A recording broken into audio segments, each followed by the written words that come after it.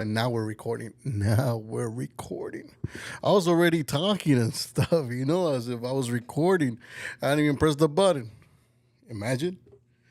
That is like anybody who records or even does a podcast or just records in general, like that's probably that's probably like one of the worst nightmares to have, is when you're about to start recording and then you just forget to press the record button and you go through the entire recording session only to find out that nothing was recorded to begin with. That is awful. That is awful. I've done it a few times. I haven't done it recently because I've done it already in my in my first years of experience, but hey, you never know. You never know. I might just forget here and there, hopefully not. Hopefully not, because that is just a complete nightmare. But yeah. Let's get on to the podcast, all right? All right, guys. So before we begin with today's episode, I want to let you guys know that I am accepting guests to come through to the Foodie Filmmaker Podcast. So if you want to be a guest, if you've been thinking about it and you want to be a guest here, definitely let me know. There's a form down below that you can fill out. If you have the time to fill it out, fill it out. That way I have a good idea as far as like who you are and what you want to be talking about in the podcast. If for some reason the form is not working, or perhaps you just don't want to fill out the form for some reason, you don't have the time or something, you want to make the process even shorter or something, then you can send me a DM at the Foodie Filmmaker or at tff.podcast, and I'll make sure to get back to you and we can arrange a day to have you come through to the Foodie Filmmaker Podcast. You can be a foodie, you can be a business owner, whoever, even if you're my friend, you just want to come in here, you just want to share something, we'll shoot the shit, we'll talk. If you want to expose something, we'll do that too. Whatever it is that you want to do, whatever it is that you're looking for, I got you. Hit me up. Without further ado now, let's go ahead and start with today's episode. How is it going, everybody? It's your boy Louie. Louie back at you with another episode of the Foodie Filmmaker Podcast.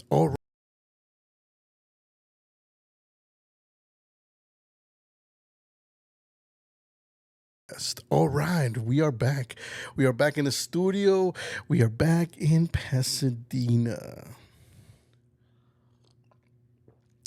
Not really sure what this podcast is going to be about, to be honest. I actually scheduled this session last week because I was like, I'm going to be here. I already know I was going to be here. I already knew a few couple of shoots that I have around this area. So I was like, this is the perfect time to incorporate having an episode here. So I was like, we put it in the schedule, but now that I'm here, I'm like, oh my goodness, what are we going to talk about? Because I didn't really have any time to plan it out, as usual, of course, but usually, like I said, I always have some sort of an idea of what I'm going to talk about. And today it's not really that case because I've just been so busy going shoot after shoot after shoot. I've been shooting like everywhere this week. It's just been it's been pretty crazy, but yeah, I mean, this is part of the job. Sometimes everybody wants to do collabs all of a sudden, like all at the same time. And so I'm doing my best to cover all the grounds. I'm doing my best to go to all places. But then again, it's only me. I'm a one-man show here. And I only have so much space in my stomach, to eat. So, I got to space them out because I actually want to enjoy the food. I don't just want to go and just take a bite out of everything and then move on to the next spot and then the next spot and not enjoy the spots, I used to do that before and it wasn't like the best experience because yes, you are getting a lot of collabs in, and maybe at the beginning that might be okay because you're prioritizing content, right? So you're just trying to hit one restaurant after another, right? And especially if they're in the same area, you want to kill them all, like 5, 6, 7, right? And that might be okay, like I said, when you're starting off, you need content, you need places to collaborate with, you need to get yourself out there, you need to get known, and if the convenience is there to just record everything all at once, then why not, right? But nowadays, even if everything is like close by, I try to separate the days just because I actually want to enjoy the food, gotta remember that at the end of the day, I am a foodie, I really enjoy filming. I enjoy taking content for restaurants, and I enjoy creating all this content and stuff with food. But at the same time, I actually want to enjoy the food. I want to experience it for what it is. I want to be able to, interact with the food and just be able to chill and have a good time, because at the end of the day, like I said, I'm a foodie and most of you guys are foodies as well. So, the most, I would say, enjoyable experience of the whole thing should be the food itself. So if you're not giving yourself enough time to sit down and enjoy the food, enjoy what it's got to offer, really get to connect with it and see why it's good, why it's working, or maybe why it's not working, why it doesn't taste good, then you really have to spend a good amount of time with the food to understand it, to make that connection. And so if you're just going collab after collab after collab, you're not really giving yourself that necessary time to really experience the food as you're supposed to. And then it's a little weird too. Like if you're scheduling 5-6 places at the same time, you can kind of tell,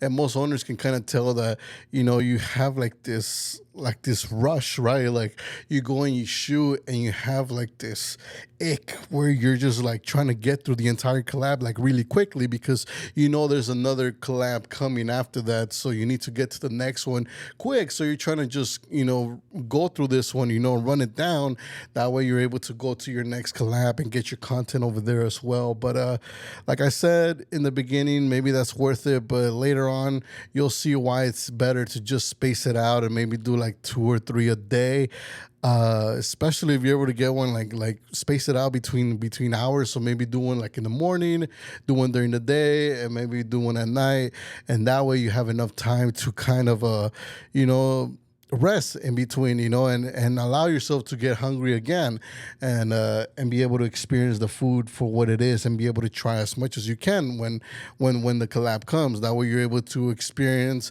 everything that the restaurant has to offer, because sometimes there are restaurants that will offer you more than one item or two, and you'll get a nice spread and you'll get to try a lot of things. But if you're already full or you're trying to run it down, you're not really going to be able to try everything, and you're going to miss out on the experience. I missed out on a lot of cool stuff. A lot of things where a lot of places where they offered me a lot of food, and I was like, damn, like this sucks because I'm already full, or like I need to go somewhere else, or like maybe the collab that's coming after is gonna be cooler than this one, so I'm not gonna really eat here because I'm saving my space for the last one, for the one that's coming next, because that one's cooler, it's gonna have better food, it's gonna have better offerings and stuff like that.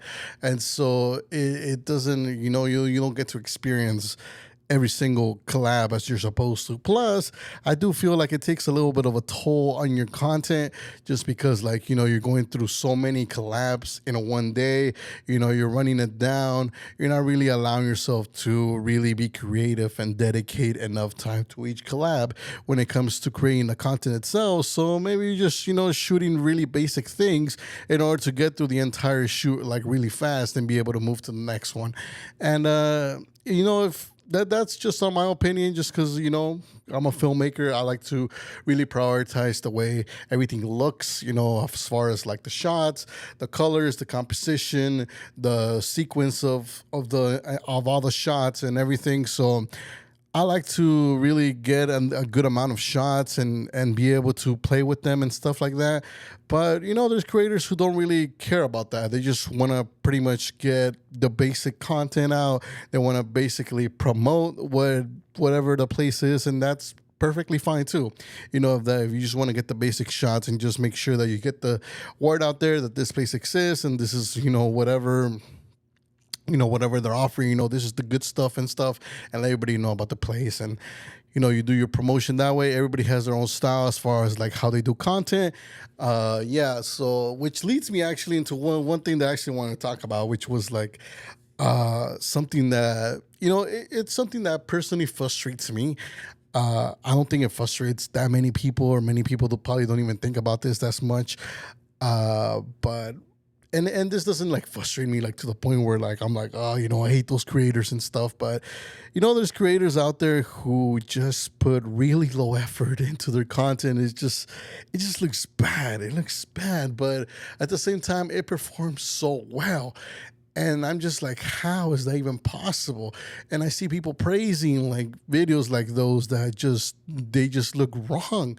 Like I mean, I've never done this, and I've actually wanted to kind of do some content like this, and I probably will in the future when I have more time, but I do want to do breakdowns of certain videos that I see online, and I want to take like the most like viral ones, the ones that get like a lot of views, and I want to break them down as far as like how they look, from a filmmaker's perspective, like how everything is shot, is it well like put together, and why I personally think that the piece of content went viral, and yeah, but the thing is going back to my point here, like it's just frustrating sometimes because, I myself put a lot of effort into like, selecting shots, like I said, make sure everything's color graded, make sure everything looks nice and presentable, making sure like the food looks appetizing when you see it on the video. That way it actually gets you hungry. It makes you actually want to go and try the place, not just watch a random video of like just food in the video, right? The point is for the viewer to actually see the video, see the food that's shown on the video, and actually go and try it. And so if that's not what's happening, then to me that's that's not quality content. And I've said this in a previous podcast. I forgot which one it was. It was one where I was talking about what I think. It was an episode where I was talking about what makes like good content, as far as like what I think, from my perspective, like what I think good content is. But I think one of those is it really has to do with being able to create content that not only engages the viewer, but also gets the viewer to go and try the food, and it makes it appetizing. It makes it yummy. It makes it like, okay, like I do want to go and spend my money over there. And eventually, that's what happens. And so that to me is what makes good content. But I've seen content that does really well, but like the food itself is not presented properly. Like, yes, maybe the video is engaging, maybe it's funny, maybe it's captivating, maybe it's emotional and stuff, but it'll never make me want to actually go to the place and try the food, because like most of these like videos that get a lot of engagement, a lot of views, sometimes don't even have to do with the food itself. Like that's not the reason why they got a lot of engagement. It's not the reason why they went viral. It's usually because like there was something else in the video that made the video that made the video funny or engaging, that made people want to share that video. It could be like a message. It could be a feeling. It could be something that's relatable to other people. And it's basically all about that. It's all about the message that's on the underlying message of the video. And usually that's not food. Usually it's not like, hey, you got to check this place out because the food is actually really fucking good. That's not the underlying message. It's usually like, usually like it's something funny, something humorous, something that's meant to kind of take your mind off of whatever it is that you may be thinking. And yes, it is social media at the end of the day, so that's one reason why I think most of these videos work, because at the end of the day, like social media is really meant to, at the end of the day, kind of take your mind off stress or any bad emotions that you may be feeling. It kind of helps you kind of get away from all that and kind of just immerse into the world of social media and immerse into the emotions and everything that goes through the feed, that roller coaster of emotions and stuff. And so that's really its end purpose. So if you're able to create content that goes along with that roller coaster, then basically your content is going to perform well as far as like the algorithm goes, because it's keeping people on the app, and that's really at the end of the day what at the end of the day, that's what the apps they care about, that you stay on them as much as possible, and that you're always on there scrolling, and that you're feeding your time to the app itself. And so that's the reason why I don't think it's really because like the content itself actually did its purpose, which is to actually have you go and try the food. And that's really where I think that's really the purpose, and I don't see that happening. And so if it's not happening, then that's the one thing, like I said, that frustrates me, just to see the low effort that goes into some of these videos, and And what's even funnier is that some of these creators think that they're creating quality content, that they're, that they're killing it, and that their stuff looks good just because it's doing good. And you have to understand that it's doing good not because you did a good quality job. It's because, like I said, you did something that goes along with the algorithm of Instagram or TikTok or whatever social media platform you're on. You were able to create content that accommodates that algorithm, and so now your content is being shown to lots and lots of people, because that kind of content is what feeds the roller coaster at the end of the day. That's going to keep the people who engage in that social media platform, it's going to keep them there, and that's the goal at the end of the day, is to keep the users on the platform. So if you're creating content that may drive that away, which in that case, I think that's kind of my content, and that's the content itself. At the end of the day, it's content that that will basically, like, here's the thing. Like, if you see one of my videos, I expect you to get out of the app and actually go and order that food. Stop doom scrolling on these social media platforms. Go and actually help out, support the business. If you think that what you saw on the video was actually pretty good, go and actually try it for yourself, and then let me know what you think. You can come back and comment. You can create your own piece of content and let the world know what you think about that place. Or, if it's not something that's necessarily positive, then maybe you can reach out to the owners themselves and let them know in private, like, hey, what, this item right here, this food right here, it ain't hidden. I personally wasn't satisfied, because this and that. You can let them know your complaints. I'm not a big fan of letting your complaints known to the public like that, unless, of course, the place themselves are being disrespectful to you in some way, where, like, they don't really care about, like, respecting you as a content creator, respecting your opinion, respecting what you have to bring to the table as a food blogger, as an influencer. Then in that case, yes, I do agree that you should let the people know if you are being treated that way by a restaurant, because you don't want other creators or other people being treated that way. So it's better if you just, speak out and let people know that you're being treated that way. But if it's just a place that's been really kind to you, they gave you whatever, they treated you properly when you went to the place, they made sure they took care of you, and at the end of the day, you didn't like their food, like, don't expose them like that. Like, really try to just reach out to them in private and tell them, like, hey, what, your service exceptional. I had a great time. I felt very comfortable there, but your food is just not at the level that I think that it could be. You could point out certain things that you didn't like, and maybe even provide some pointers and be like, what, I would reconsider doing this. I would consider doing it this way and that way. I think it might be much better. Why don't you try it out and stuff like that? And you pretty much do that. You reach out to the owner, and then it's up to the owners at the end of the day what they do with that feedback. They could either take you serious, or they could just ignore you and continue doing their food the way that they do. At the end of the day, it's their business. It's up to them, really, and it's up to their numbers as well. Because here's the thing, like, maybe there's something that you don't like. Maybe there is food that maybe you do go to a restaurant where you don't like their food, and you reach out to the owners and you tell them, like, hey, I didn't really like this place. I didn't like the food. I didn't like the plate, the dish. I didn't like the burger. I didn't like whatever, that you had. And the thing is, that might be your opinion, but at the end of the day, like, if their numbers are working, if people are actually coming through and buying that stuff over and over and over again, and the reviews are positive, and people are actually talking with their money, and they're actually buying that stuff over and over and over again, then they might tell you, with all due respect, I respect your opinion about the food, and maybe it's not to your liking, but at the end of the day, numbers talk.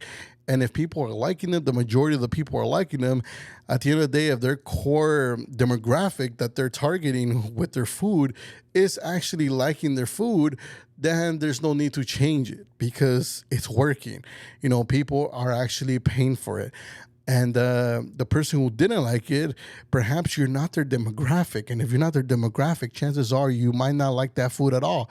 And so The thing is, unless they're actually trying to appeal to your demographic, then in that case, they might want to consider it. But here's the thing, like that's really up to the restaurant now. Like, like that's one thing that you can do with like influencer marketing, and I've seen that like a lot now lately, where like it's not just about like calling any influencer now. It's about like what you want out of the influencer. So you really have your core demographic. Like whatever the food is, there's a specific demographic that's already primed to like a specific type of food.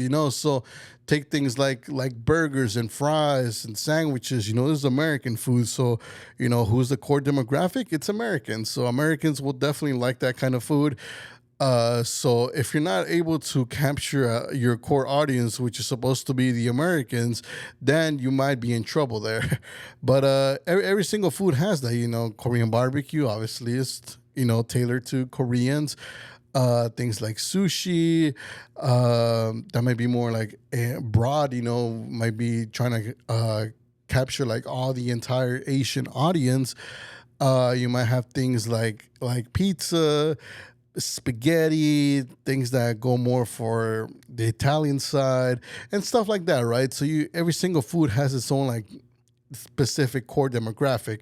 But if you do want to tap into other demographics, or perhaps your restaurant is located in a place that has a certain demographic and you want to appeal to that one, then you do have to make slight changes that appeal to that certain demographic, because that's the one you're targeting. So perhaps yes, you might sell like spaghetti and pizza, but you're located in an area where maybe the core demographic of that specific area is Hispanic. So then you're going to have to make slight changes to your spaghetti and your pizza to appeal to like the Hispanic demographic. So in that case, you might, instead of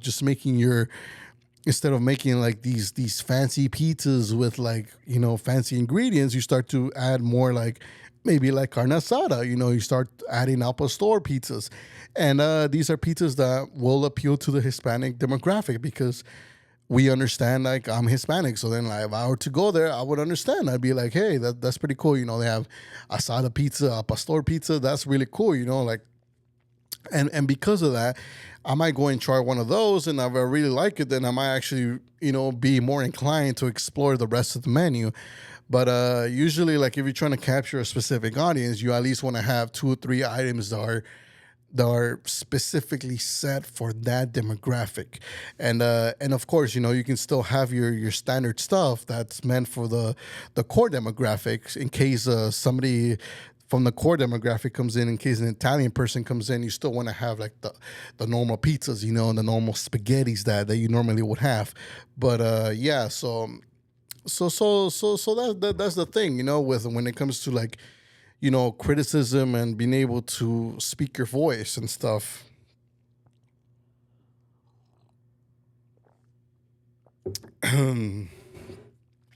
Another thing I think I saw like the other day, actually yesterday, I saw one of the foodies actually posted on their story about this one place.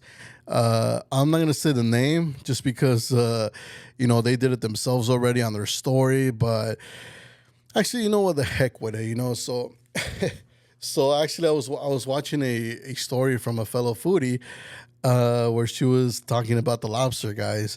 I think it was the Pasadena location. I've actually never been to the Pasadena location. I've been to the one in Culver City. But even then, when I went over there, it was a little weird, like the. Actually, I went to the Santa Monica one too. Actually, so I went to both. I went to the Santa Monica uh, and the one in Culver City, and then they opened one, I believe, in Woodland Hills too. I'm not sure if that one's still open, but they did invite me to go to that one. I didn't go because after the experience I had with the Santa Monica and the Culver City one, I was like, you know what, I think I'm good. But yeah, they had this like social media manager that was a little bit weird, and like. And they weren't very specific as far as like what you can get, like the details of the collaboration, like what exactly, like how many items can you get. And so I remember I went and they were just kind of like taking me through the whole thing. And then they asked me, like like I actually wanted to get a few rolls, because obviously it's the lobster guys, so I wanted to get a few lobster rolls, and I only got one, and then I was able to, and then they kind of just picked out the rest of the appetizers for me, and I was like, this is kind of weird, but whatever, sometimes that happens where they kind of just pick out the stuff for you, and they're like, hey, we think you should review this and that, and it's just like whatever, I kind of let it slide there just because I was in that time where I was like just trying to get whatever I could. I was trying to collaborate with whoever I could just so I could get my name out there. So I kind of just let that one slide. And that was at the Santa Monica location, which was the first one I went to. Then I went to the Culver City one, and it was pretty much the same scenario there. Same social media manager. It was a little weird, dude, because you just tell the vibe was a little bit off, but whatever.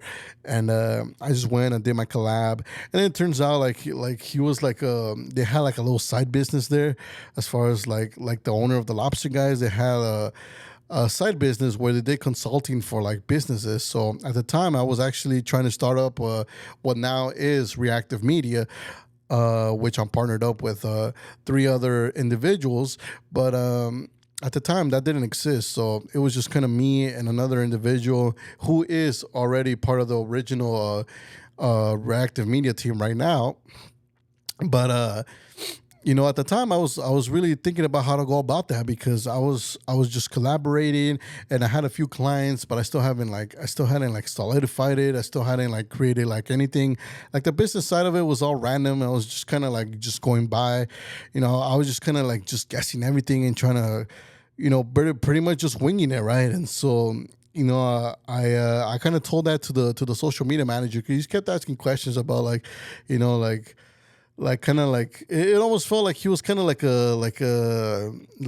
almost like he was screening me out, like kind of like a salesperson would, like they want to ask you questions as far as like, okay, like, because they wanted to see if I was fit for what was coming next, which was their consulting services, as far as like working with the business and stuff. But yeah, so so the social media manager kept asking me all these questions about like what I was striving in life, what I was looking forward to in the future, like why I was doing this and stuff like that, right? So they just kept saying they just kept asking me like what's your motive, like what drives you, and like what are your passions and how you want to do this and stuff. And so I was like, I was pretty nice about it, I just I was answering the questions. And at the end, at the Culver City locations, when pretty much I actually got to get on the phone with the owner of the lobster guys, and he was like, oh, like I run this consulting firm where like I can consult you in your business, I can help you get Reactive off the ground, I can teach you like how to build a website and put all your services there, construct your pricing and everything, and make sure that you're set and you're ready to go, and you're able to make your dream come true of working with like really high-end clients, because that's kind of one of the goals that I have, to really work with high-end clients. And so in order to do that, you really got to have your stuff together and be able to keep it professional.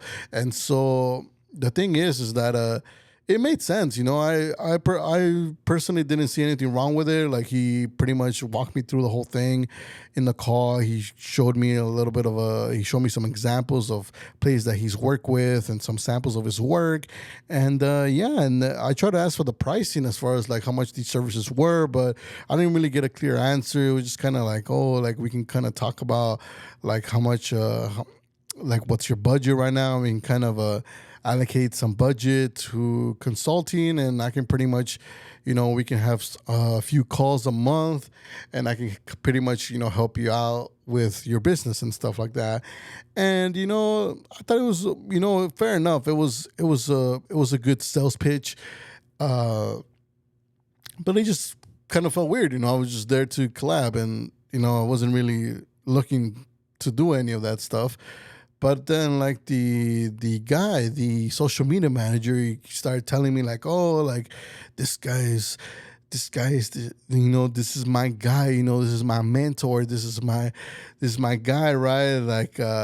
Like this is the guy that has taught me everything. Like he changed my life. Like before, I used to not care about anything. I used to be like in the ground and stuff. I forgot what kind of stuff he was saying, but anyway, like he was just basically just saying that, oh, like my life changed after like I met him, and he did all this stuff for me and all this stuff, right? He was like, oh, like I was pretty much my life was turned around. I was like, whoa, like that's crazy, right? Like, he's like, oh, my life is turned around and everything. And it sounded almost like, like there's a fine line where like you admire someone and you're very thankful for somebody actually helping you out. And then there's that other side where it almost starts to get a little cultish, where you kind of start to feel like, hey, this sounds a little bit like it's kind of like a cult here, like you're talking about him like he was like God or something, like it was a little bit weird there, so I was like, you know what, I don't want to be part of that stuff, so like I was like, I don't want to become this guy. And I didn't really need the consulting to be fair, because like I already I was already I'm a self learner, like I've said in some of the podcasts. Like I like to study, I like to learn from other people, I like to purchase courses, and really counseling and all that stuff. Sure, I do look, that's something that I do believe could be helpful, but this is not the right time to do it.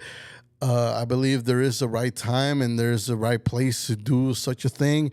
You do need to reach a certain level all on your own. I would say you really have to try your best as far as like what you can do on your own. And once you've reached that point where it's like, okay, like I've read every book, I've bought all the courses, I've done my due diligence, I've gone to wherever I need to go, and I put in the hours, I put in the practice, and this is how far I can get with myself, like this is as far as I can get.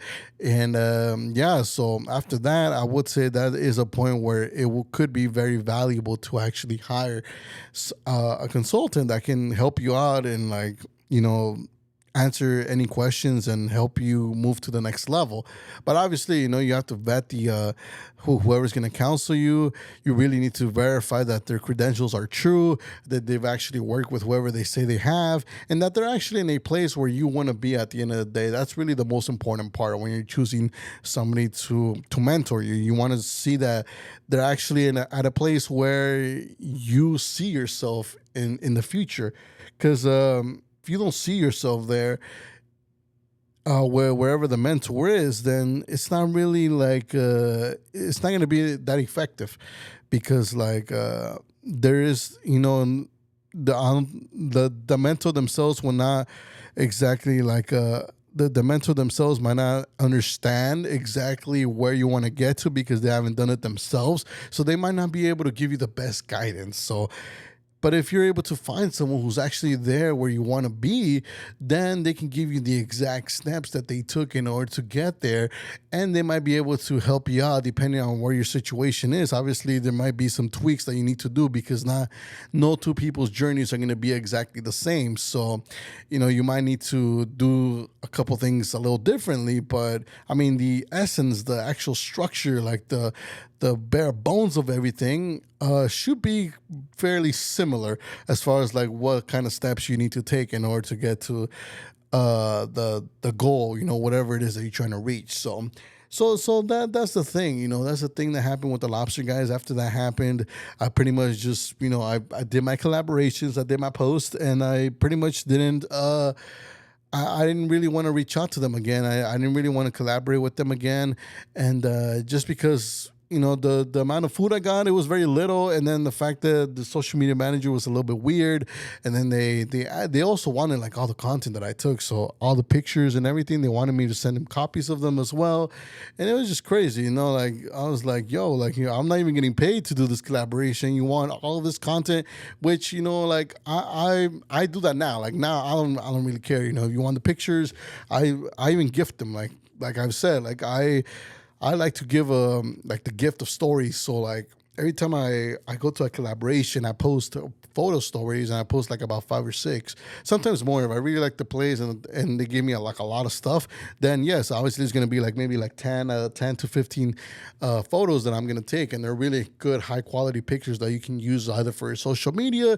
You can throw them on your website. You can throw them anywhere, and they'll look really great. And I usually just gift those. I tell them like, here, I'm gonna post your video and everything, you're real, but I'm gonna give you these bonus photos as well, so you can use them however you like. If you wish to use them, if you don't really care about using them, you whatever, then I won't send anything. But or you can just do whatever you want with them.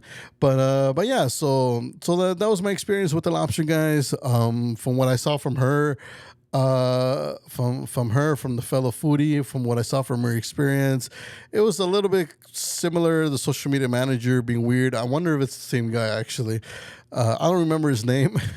If I did, I would say his name, but I don't remember his name. I don't remember the owner's name either. I don't remember any of their names. I pretty much just forgot all about him. But yeah, like pretty much the complaints were about the social media manager. It was about the expectations of the whole collaboration, like the detail as far as like what she was able to get and stuff. So I guess those weren't very clear, and I guess the staff was being a little bit disrespectful and stuff because she was there as an influencer, so obviously she wasn't going to pay for any of the food, and so the staff was getting all like uptight and stuff, and it's ridiculous. Like I've had that myself as well. I go to collaborations, then the employees start to be all uptight and stuff. I'm like, bro, like come on, like you're just an employee, like relax, like you're not even the owner, like why are you getting all uptight about it? It's not even your food, it's not your fucking yeah, like it's not your fucking supplies, bro. Like, what are you so uptight about it? Like, yo, like sometimes, believe me, I feel like just venting out and getting quite it's frustrating. It's a little bit, like I have to really breathe sometimes because I do get a little bit frustrated when I see these things. But I have to cool down because I'm just here to do the collab. That's it. I try to just focus on that. I'm like, hey, you know what? I'm just here to create content. I'll be on my way out. Like I don't want to engage, because if I engage, then this is not gonna end well. And so, but yeah, I guess the staff was being uptight, and then like everything changed as soon as like everything got sorted out, and they figured out like she was an influencer. She was there to create content and promote the place. They're all like, oh yeah, we're sorry and all that stuff. And so I guess it got to the point where everything just looked bad, that there was customers there that were there was customers there that were watching this, and they just decided to cancel their order and leave because they saw the disrespect that this individual was getting. And I'm like, yo, like that's crazy. uh Another place I would say that I got a little bit of disrespect was at this one burger spot. It's a food truck. It's called Les Mis Burger. They don't follow me. I still follow them, because I actually thought their concept of a burger was pretty cool, which I still think it is. And fair enough. I will say their burgers and their fries are actually really good. They're delicious. But when I went to the collaboration, it was just not great.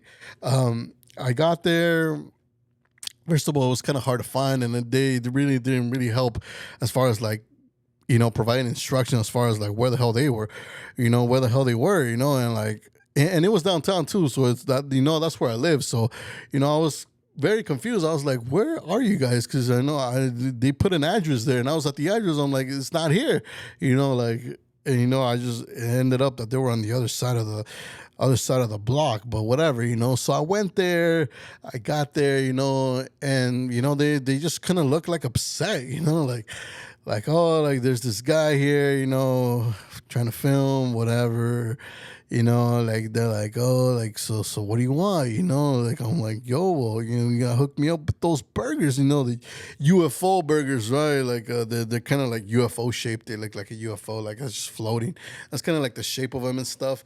And yeah, and so they had the shape of it, and it was floating and all that stuff, and it was cool, and so I was pretty excited to really try these burgers and really play with them and stuff, because the way they were shaped, and the fact that, and the reason why they're like UFO shaped is because they're closed burgers, so you can't see the outside of them. So there's pretty much like one bun on top, one bun at the bottom, and they kind of seal it, and so that's why it looks like a UFO. So it's like a circle in the middle, and then like it's closed off on the edges. So that way, that's why it's called less mess burger, because you're gonna make less mess with by having the burger like compact in that shape. And so I thought it was cool concept. So that I was there, I spoke to the staff. I don't even know if they were I think they were the owners, but I'm not quite sure. But they were just all like they were like whatever, like, okay, like just wait here, we're gonna make you something. And then I asked, I was like, hey, can I go in there? Can I get some shots of like behind the scenes of how they make everything? And they're like, oh, we don't really do that. It's our secret, right? And I was like, secret, like in my head, I'm like, how is that a secret? Like, I've literally seen videos on Instagram from other food bloggers going in there and filming all that stuff, like how you cook the meat and everything, how you assemble the entire burger. So I know how it's put together. I don't see where's the secret. Like, I'm not trying to like figure out like what machine you use, or I'm not trying to like see like what kind of sauce you use or something like that. I'm not asking you for any like specifics like that. Like, I just want to film like how you assemble the damn thing. Like, if there's was something specific in the process that you want me to show, I could just not show that, but I could show at least some of it, while you're putting it together, right? But now they're like, oh, it's we don't really want to show that, just film outside, bro. Just film outside, like, fuck, like these guys were like really annoying to work with, to be honest. And I pretty much, I was very close to just, bouncing. I almost left. I was just like, you know what? I'm just gonna go. I don't really care about this anymore. And then I asked them like, can you make this to go? Because they had the food truck in, but it was like outside of a hotel, and like it was in a very inconvenient place because there was like the food truck was like right here, right? And then there was like cars passing by, like because they parked like right outside of the valet. So then like the valet, like the cars are constantly passing by here, and it's like it's not only like uncomfortable, but it's a little bit dangerous. Like, if you're just standing there, like, you could get hit, or at least you're gonna get honked at, because if you're just standing there waiting for your burger, like, you're gonna have to be moving constantly because cars are passing by there, and it's not the most satisfying thing there. But the thing is, like, you have that happening, and then like these guys were kind of annoying. They were just like, they looked annoyed, and like it was making me annoyed. I was like, shit, I shouldn't even have came here, but I was like, whatever, I took it. I completed the collab. I actually wanted them to make it to go as well, because I wanted to go and take the food and film it somewhere else, because like I said, where they were, it wasn't very comfortable. There was some little bit of space in the back where you can kind of put the burger and the fries and everything. But it wasn't even like a table. It was just like these poles. Like they're not even like, it's not even meant for that, for you to eat. It's like, they're just there as like decoration for the hotel. And so that was the only place where I'm able to put it. So if you're guys able to go on my profile and be able to, you guys are able to see the video, you guys can see where the burger and the fries are placed. And I was like, I personally didn't think it was gonna look the best in the video, but I mean that's what they wanted. I told them put it to go so I can take it somewhere else where it's gonna look nicer and I'm gonna be able to film it comfortably. And since I wasn't able to film anything in the back, I was gonna film some other stuff, and it was gonna maybe do like more like a video like this, where I was gonna actually sit down and be able to talk and just kind of describe the whole thing on the spot. So as I was breaking down the burger and stuff, that's kind of what I wanted to do. And so that didn't happen. They had me film there, and the guy was just watching there too. He was just like standing like right beside me, watching me do my content and stuff. And he's like, hey man, I could film you too, bro. I could film you too if you need some help. Well, then I had him film me because there was no other way to do it. I couldn't place my tripod anywhere because there's no fucking place. And so I'm just there like trying to create content. It's a very uncomfortable spot to do it. And then like this guy is trying to film me, and then like he didn't film properly. I could tell, obviously, when I saw the footage later, it was just dog shit. But while he was filming, I could tell like, oh no, this is not gonna look good. It's gonna look pretty bad. But whatever, I let him keep going. I said maybe some of the footage is gonna be savable, and it was. For the most part, you can kind of see some of the footage that was saved. Just me eating and stuff, but it wasn't the best. It really wasn't. Like, to be honest, it was a very uncomfortable collab, to be honest. I just tried to finish that thing as fast as I could, took the bites that I had to take. And then the guy came out with his phone and he's like, he wanted to like film like my reaction with his phone and stuff. And then he couldn't even film. He was like, he brought out one phone. He's like, oh, sorry, bro, this one's not working. Let me bring the other one. And then he brought his other phone and then he's like, hey, can you say that my burger is a 10 out of 10? I said, sure. You know what? I didn't care. To be honest, that was the most acting I've done in my life. And funny enough, that video hasn't been released. Obviously, that video was filmed on his phone. I don't know if it's gonna be released at some point. I don't think it is because I don't think they were very happy that I was there either. Just like I wasn't very happy that I was there either. So like it's mutual, and I don't think they're gonna upload that video. They did accept my collaboration after I posted the whack ass video that I posted. You know, I don't think that was a good video, to be honest. But then again, I always preach here and I always tell you guys, upload the videos anyway. Who cares? You know, even if they're bad. I always like to upload everything and make sure it's out there. Make sure because somebody's gonna like it out there. Somebody's gonna find your content like cool. Somebody's gonna find it like interesting. And even if it's bad, you know, somebody might find it and be like, hey, you know what, like, what's up with that video? You know, like I could have done it better, and who knows? Maybe they get inspired to go and do it better, and you just inspired somebody to go and put some extra effort, you know, or stuff like that. You know, like to me, like every single piece of content has some value, so I always say put it out there, see what happens. Something's gonna happen, right? And so that's what I did. I put that video out there. Wasn't very happy about it, but whatever. You know, I just got through the whole collab. But sometimes stuff like that happens. You know, like you work with these people. This fucking annoying, like like the food trucks, you know, like that one, and there's like other, I could tell you numerous stories actually of like other restaurants where I've gone and it's gotten like horribly bad. But yeah, so that's kind of, you know, story time type of deal, type of podcast. You know, I think I'm gonna call it now because it is getting quite long. Not that I've you know, haven't done any longer ones. I've done very much longer episodes, but this one, I think that's it. I think if I start another story, it's going to go for quite a while. So I'm going to just stop it there. I hope you guys enjoyed that one. I hope you guys enjoyed the little stories, the little rants I had. Like I said, lobster, guys, the flavors, to be honest, they were fair. The lobster roll was good, but nothing to be amazed about. I've had better lobster rolls for sure, and the appetizers, those were pretty bad, to be honest. Like they weren't up to par. They're not things that you're not gonna go there for any sides or anything like that.